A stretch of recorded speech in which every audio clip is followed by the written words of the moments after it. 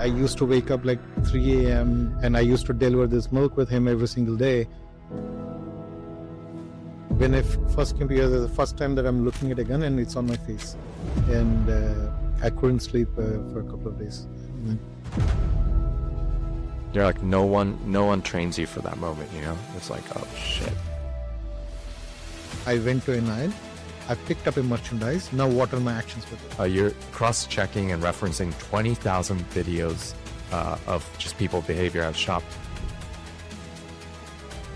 How do you determine like the accuracy of that action? And since I used to work there, I used to know what is running through a small business owner's mind. Do the owners actually know like to keep an eye out for the future, or like how does that work? Let me clarify what is privacy first AI. Nikhil Teja Kolli is the founder and CEO of mokSa.ai, a privacy-first AI platform that's revolutionizing retail security for small businesses. After experiencing the harsh reality of retail theft firsthand, Nikhil became deeply motivated to protect small business owners who lose roughly 10 to 15% of their annual revenue to shoplifting. I'm excited to have you on the show and talk about mokSa.ai. Welcome to Forum Founders, Nikhil. Thank you so much, Andy. Thank you for the invite. I would love to get started with your journey. You grew up in India, is that right? That's right. And you're immersed in your family's retail business. Tell me more about that and your background. Sure. I mean, my dad himself is a businessman. He started from a very small shop in India, and he grew. It is more towards a milk supply. Initially, he had like 3 to 4 liters of milk that he's supplying every day. From there, he grew it to 2,500 liters every single day that he's supplying across. And where in India was this? Hyderabad, south side of Hyderabad. Yes, that's right. Wow. So I used to wake up like 3 a.m. to help him out, and I used to deliver this milk with him every single day. I've seen how he took from 2 liter. What is it? 2 liter. It's in gallons is less than half a gallon, or less than half gallon, pretty much. So from there, he grew it to more than 2,500 liters every single day, which is almost like 600 gallons every single day that he's supplying out, pretty much. And along with it, he had real estate. He had a couple other businesses as well that he's running at the same time. So he is a great motivator in terms of, I've seen him at very low. I've seen him at very high. I've seen him losing all the money. I've seen pretty much everything that he went through. That really motivated me. Like, if there is a problem, we have to figure out a way to solve it, and how to grow, how to hustle every single day, and so on and so forth. Yeah. So you were you were actually involved, and you were seeing that over and over again. And so you grew up in Hyderabad. When did you decide to make the journey to the US?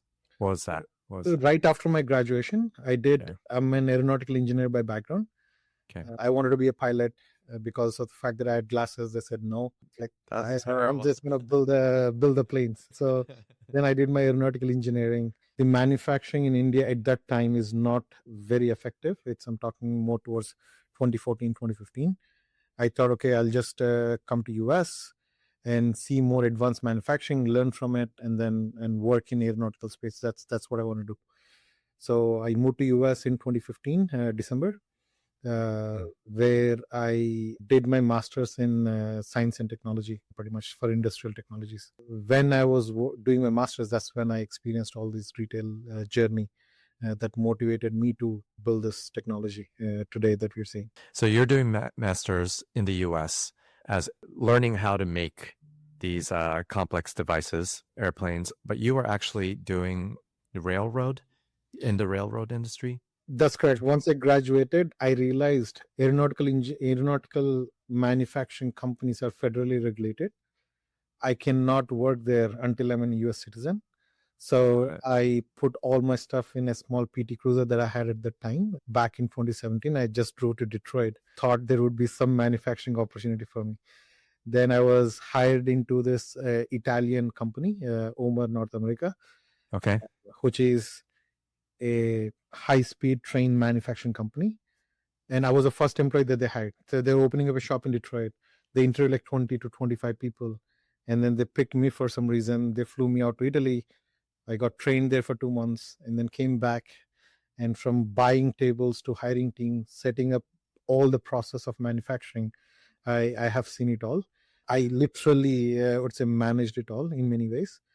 And I ended up overseeing 15 train sets manufacturing, the new high-speed SLR trains that we see in US today. That's Anything that is incredible. exterior, which is blue, red, and gray, is something that I've signed off literally. Nice. So Yeah, I see that them yes, like going by once in a while when yeah. so that's super cool. But you mentioned earlier that okay, you were in the US, you saw you're working in railroad engineering and manufacturing there, but you saw theft firsthand. Like tell me about that story too. So while I was working there, I was more like helping out and all that, where I was personally held at gunpoint twice. I've seen stores getting robbed. After that, I've also seen people stealing from the business while I was managing some books, paperwork, and all that stuff. I've seen a lot of discrepancies in the inventories where I personally caught many people stealing from the business like that. When I went to the business owner and told him like, what are you going to do about it, and he said like, I don't know what to do. It's a cost of doing business. At the end of the year, we have to file 10 to 15% as losses in our overall revenue, and there is no affordable solution that is out there that they can spend, because small business owners, they are spending probably minimum wage for the employee who is working there. They cannot afford to have a security guard to Yep. reduce the shrinkage. Yeah. As a And their result, margins are already so thin as is, exactly, right? exactly, So and 10 to 15% is huge to exactly, these businesses. exactly. So it felt wrong not to do anything about it, and that's how I started to run behind a solution to solve this problem, pretty much. You just glazed over the getting held up at gunpoint, and that's crazy. I mean, I still remember explicitly. I remember that image in front of my eyes. Like it's crazy. You're like, no one trains you for that moment, you know? It's like, oh shit. Yeah, and the funny part is like in India, guns are not so legal. Yeah. So it's very rare that a person see a gun. And when I first came to US, the first time that I'm looking at a gun and it's on my face like that. So it's like I didn't know what to do. So today it seems funny when I look back, but at that night I literally whole life just popped in front of my eyes. Like, okay, I don't even have a family here. If I was died that night, like my mind is running through like, who's going to take care of my body? I mean, do just do the funeral here, like I have no one, and all these thoughts are running in my mind, which is very scary. And I couldn't sleep for a couple of days. Yeah, that's traumatic as well. That's crazy. So you talked to the business owners. They're like, oh my gosh, I don't have money to hire a security guard. I know this is happening. And before we get to mokSa and the solution you're building, the company you're building, other than hiring a security guard, what were some of the other options that these business owners had? So they traditionally had, I'm talking about particular business owners. What they had parents at home. They used to have this big TV screens at home, and they used to ask their parents or someone at home, whenever you get a chance, just glance at the camera and see if there is something happening. So it's very non-traditional way of doing it, which is not effective. Even if something is missed, they cannot tell to the family why you missed it. It's just that they're trying to fix the best that they can while figuring out how to grow their number of businesses. Mm-hmm. So it is very fragmented, non-effective solution. We took that, included AI, and made it more efficient, where they get more than just one set of features like that. More than just screen recording, right? With mokSa, tell us all about mokSa AI, how you got started, and what is the solution that you're building? Sure. Again, how we got started is based on the experience that we wanted to find this solution.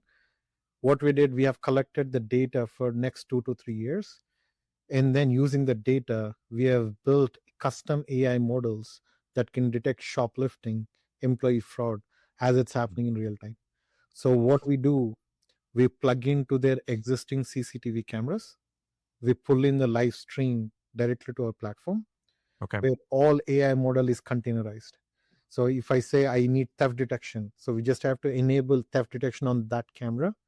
Our privacy first AI will start looking at the actions of the person and detect shoplifting and send a video notifications to the customer dashboard or even mobile application in real Yeah. time.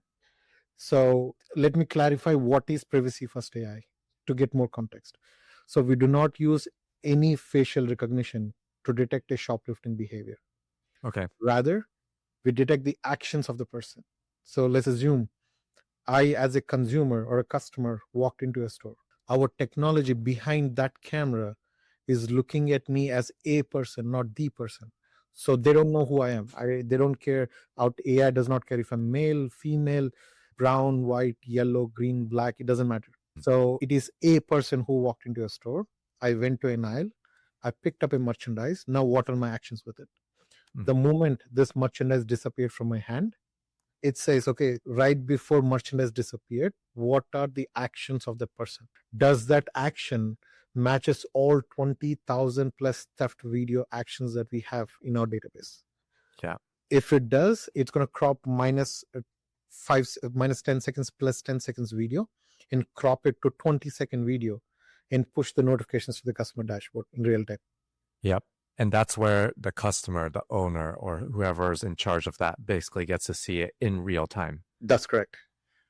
How do you determine like the accuracy of that action? Because it's the users can, or like the people who are in the shop can have multiple types of behaviors, right? Okay. Depending on who they are.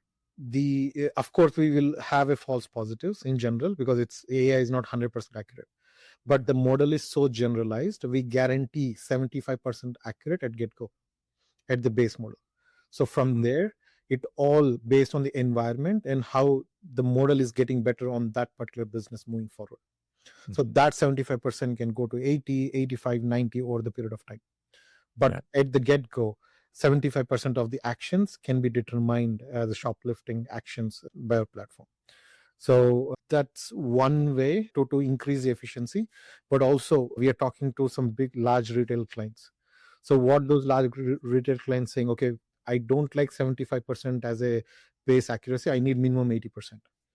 So they ask us, okay, what do you want us to do?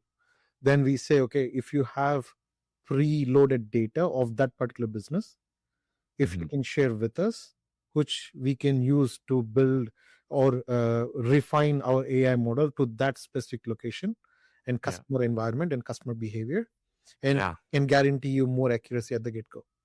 So there are many large retailers who are willing to do that because they know the size of the problem that they're facing. It's like tuning the output specifically using their data of like the behaviors of people in their store. That's correct. That's super cool. You mentioned earlier that you evaluated, you're cross-checking and referencing 20,000 videos of just people behavior at shops. So was that because a lot of the conversation I have on this show is like kind of 0 to 1 as well. Was that initially how you and your like team set out, was like, hey, can we just have some of your videos and then like we'll analyze it? No. Actually, we collected those videos ourselves. So how we did it is, I have built another business. It is like remote GSOC company. So I had physical people sitting and watching these stores 24/7. And whenever there's a shoplifting happen, they used to call the store and say, hey, this customer is stealing this merchandise. Please record the merchandise. And we also used to send the video to them. So we did it for 3 years. We realized it's not a scalable model. But when we looked back, we're sitting on this massive data set, which we used to train this model in real time. Oh, that's super cool. Okay. So you saw this, the V1 essentially was like a remote observation team. Yep. And then like a manual. That's super cool. It's a remote investigator more like. Yeah. And then, so I'm guessing the whole team is the same as mokSa, right? No. Transfer. So that is a different company in the past life. Gotcha. So all their job is to watch these stores 24/7 and report to the customer in real time. Literally, they used to call to the store in real time. From there, all the data is in our database. And then I realized it's not a scalable model. I went to the market around like 2020, it's around pandemic, and found a co-founder and said, okay, this is my problem. This is the data that I have, what we can do with it.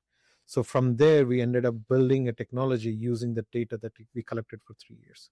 So now everything is AI. We still use some of the team because some of the customer who have like 20 stores, 30 stores, they don't have time to check the notification and call the store. So they want us to call the store whenever this notification comes up.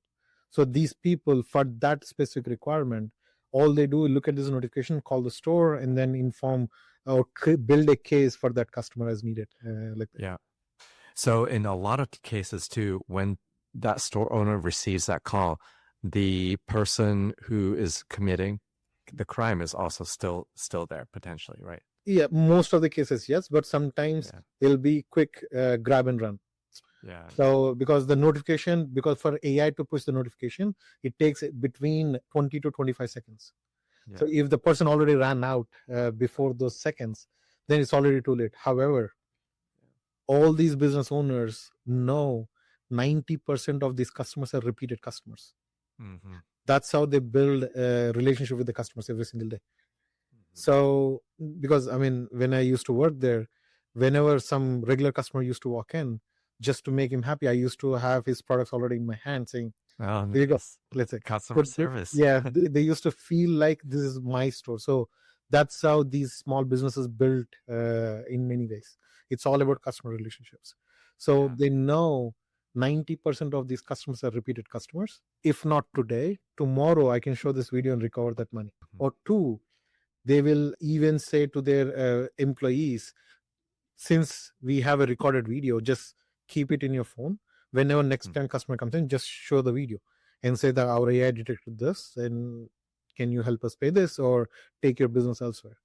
The problem today is these customers don't even know where they're losing money or from who in the first place. So now they have a visibility entirely how much money that they're losing and from who, by who, and from where, like what location, what area, what product, and all this stuff. So now they can actually have accurate numbers in terms of claiming losses as well at the end of the year. Going back to the AI, the privacy solution.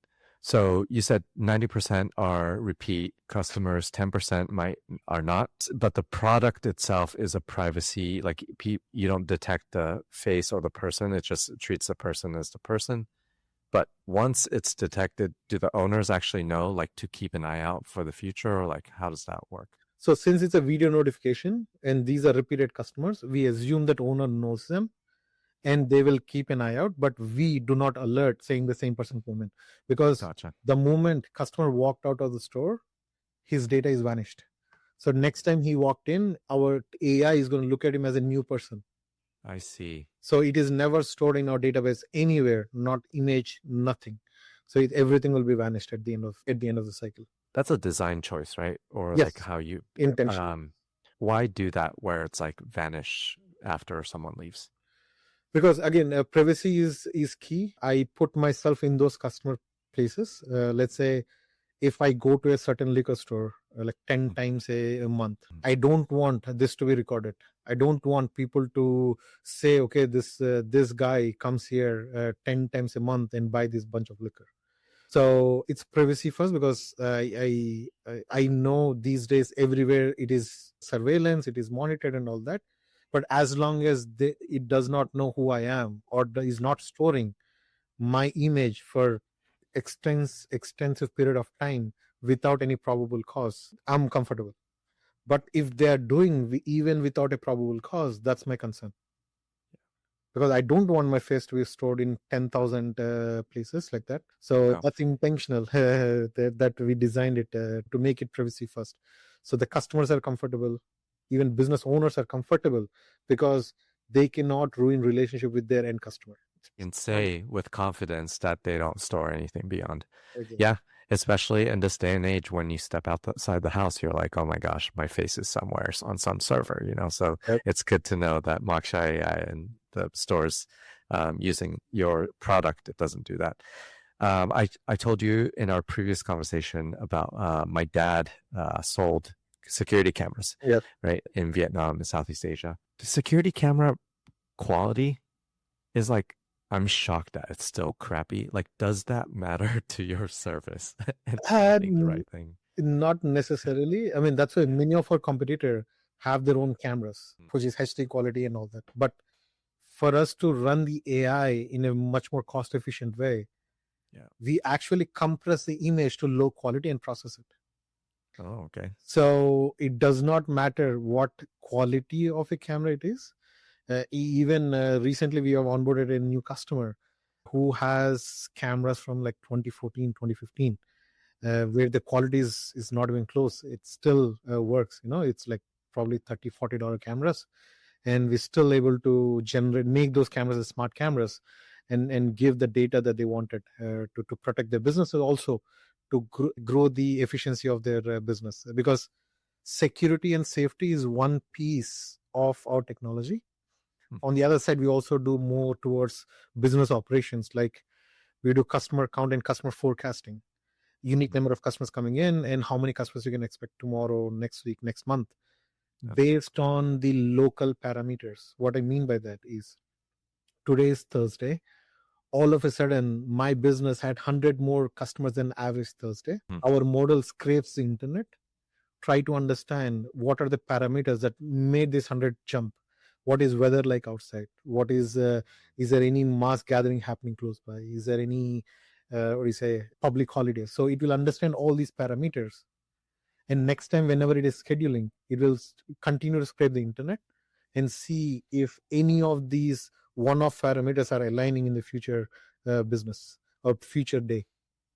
Based on that, it will adjust your customer projections accordingly. So now you know most accurately how many number of customers you can expect and at what hour, pretty much. Yeah, that's almost but that data is a value add, right? Or do you tie that back to security as well? We don't tie that back to security. It's more towards value add, because there is a story that we wanted to tell at the end of the day. Mhm. So the first part of the story is we will help you to reduce your shrinkage, either direct losses or indirect losses. Second side of the story, now you know number of customers coming in and when they are coming in. We also have a heat map and the dwell time of the customer in those specific places.